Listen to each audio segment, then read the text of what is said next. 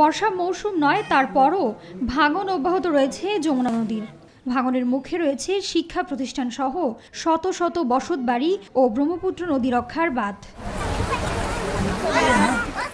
এরই মধ্যে অনেক শিক্ষা প্রতিষ্ঠান, সরকারি বেসরকারি অফিস নদীগর্ভে বিলীন হয়ে গেছে। নিজেদের বসত ভিটা হারিয়ে নিঃস্ব হয়ে পড়েছে কয়েক হাজার মানুষ। আমাদের জমি জমা সব নদীর ভিতরে গেছে এবং অনেকগুলা 200-300 মতো ঘর দুয়ার সব নদীর ভিতরে নিলাম হয়ে গেছে। এখানে ফসলি জমি হইতে চলে গেছে গা, এখন আমরা বিপর্যয়ের মধ্যে আছি। গত 2 মাসে ভাঙনের কারণে ব্রহ্মপুত্র বাঁধ নদীর মাত্র 20 কিলোমিটার দূরে অবস্থান করছে। বন্যা নিয়ন্ত্রণ বাঁধ ভেঙে সিরাজগঞ্জ শহর ও এলাকা ক্ষতিগ্রস্ত হতে পারে। আর স্থায়ী বাঁধ নির্মাণে দ্রুতই কাজ শুরু হবে বলে জানান পানি উন্নয়ন বোর্ডের কর্মকর্তা। আমরা উদ্যত কর্তৃপক্ষকে আমরা একটা চিঠি জানাইছি এবং ফান্ডের স্বল্পতার কারণে সেটা এখনো পর্যন্ত আমাদের অনুমোদন পাই নাই। অনুমোদন পাইলে আমরা উচিত এই বাঁধের জন্য টেন্ডার করব এবং কাজ আরম্ভ করব।